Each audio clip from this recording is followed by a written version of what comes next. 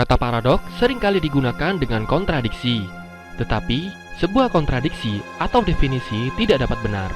Banyak paradoks dapat memiliki sebuah jawaban, meskipun banyak yang tetap tak terpecahkan, atau hanya terpecahkan dengan perdebatan. Dan juga istilah ini digunakan untuk situasi yang mengejutkan seperti paradoks ulang tahun. Versi lain menyebutkan paradoks adalah suatu situasi yang timbul dari sejumlah premis, yang diakui kebenarannya yang bertolak dari suatu pernyataan dan akan tiba pada suatu konflik atau kontradiksi. Paradoks sangat banyak jumlahnya, dan beberapa di antara paradoks tersebut sangat menarik untuk dibaca untuk menambah wawasan, ataupun hanya sekedar untuk hiburan semata. Banyak paradoks yang berasal dari masa lalu yang hingga sekarang masih belum terpecahkan. Bahasanya terlalu formal ya, saya jadi ikut bingung. Oke lah, intinya kita langsung simak paradoks yang pertama. Yang pertama, omnipotence paradox. Omnipotent paradox. Omnipotent berasal dari kata Latin, yaitu omne, artinya segalanya, atau semaunya, dan poten, artinya kuasa, sehingga omnipotent dapat diartikan sebagai maha kuasa. Paradoks ini berasal dari paradoks klasik yang banyak dipertanyakan oleh orang-orang ateis. Paradoks ini mengatakan bahwa jika Tuhan itu maha kuasa, dapatkah ia membuat batu yang sangat berat sehingga Tuhan tak sanggup untuk mengangkatnya? Dalam hal ini ada dua analisis.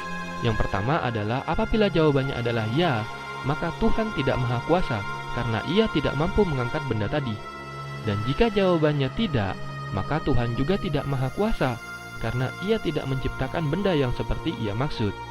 Kembali lagi ke kita sendiri, bagaimana kita dan iman kita mempercayai pada suatu hal? Bagaimana menurut Anda? Mana yang lebih masuk akal buat Anda? Bisakah Tuhan menciptakan batu yang amat berat sehingga Tuhan itu sendiri tak mampu mengangkatnya? Ayo kita diskusikan di kolom komentar ya. Paradoks yang kedua, yaitu paradoks Achilles dan kura-kura. Achilles adalah kesatria perang Troya. Di dalam mitologi Yunani, digambarkan sebagai manusia tercepat. Suatu ketika ia ditantang berlomba lari dengan kura-kura. Namun kura-kura ini sangat unik. Ia adalah makhluk filsafat, jadi tidak akan ditemukan di dunia nyata.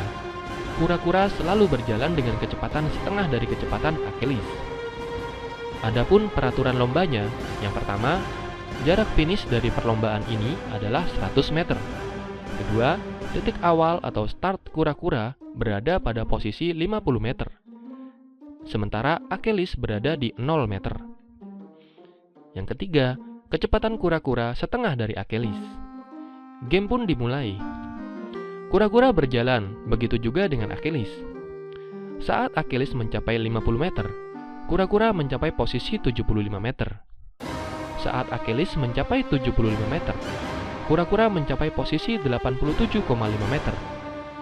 Pada saat Achilles mencapai posisi 87,5 meter, kura-kura mencapai posisi 93,75 meter.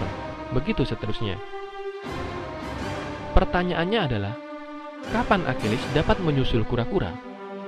Siapa yang memenangkan perlombaan? Bagaimana menurut Anda?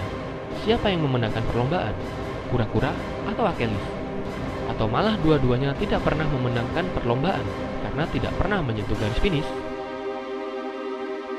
Paradoks yang ketiga, Grandfather Paradox.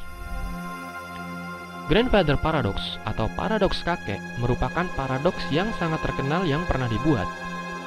Paradoks ini mengatakan bahwa apabila kamu pergi ke masa lalu, kemudian di masa lalu tersebut, secara sengaja atau tidak sengaja kamu membunuh kakekmu sendiri saat masih kecil. Berarti jika demikian, maka ayahmu tidak akan pernah lahir, dan kamu tidak akan pernah ada. Tetapi di sini kita tahu bahwa kamu hidup di masa depan dan melakukan perjalanan di masa lalu.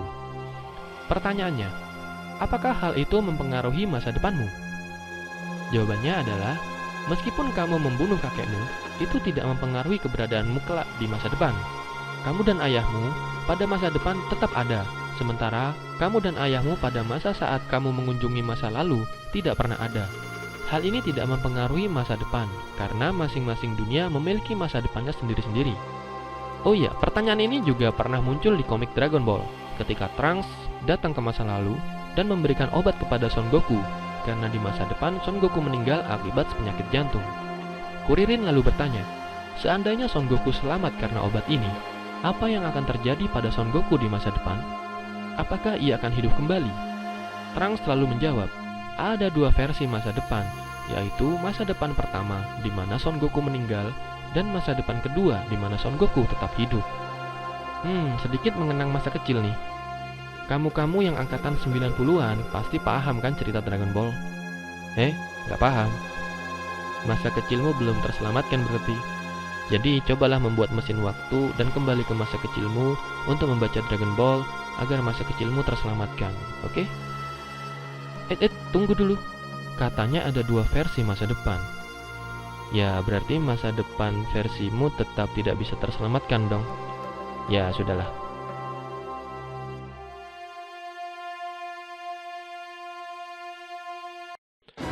Paradoks selanjutnya, yaitu paradoks tukang cukur.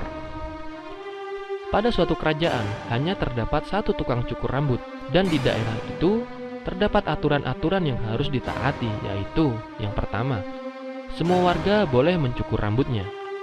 Kedua, semua warga tidak boleh mencukur rambutnya di kerajaan lain. Ketiga, semua warga harus mencukur rambutnya di tukang cukur. Dan yang keempat, tukang cukur hanya mencukur orang yang tidak mencukur rambutnya sendiri.